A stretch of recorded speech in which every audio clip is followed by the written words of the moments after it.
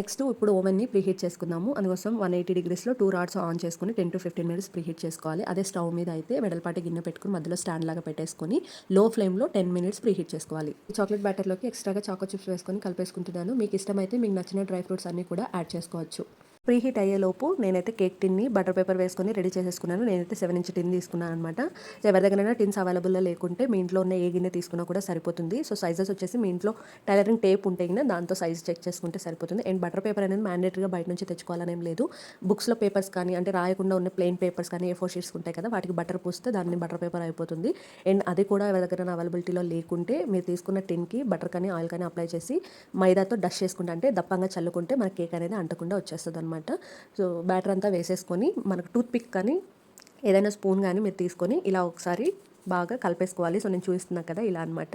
So ఇలా చేయడం వల్ల ఏంటంటే ఎక్కడ కూడా బబుల్స్ లేకుండా కేక్ అనేది ప్లెయిన్గా వస్తుంది. బబుల్స్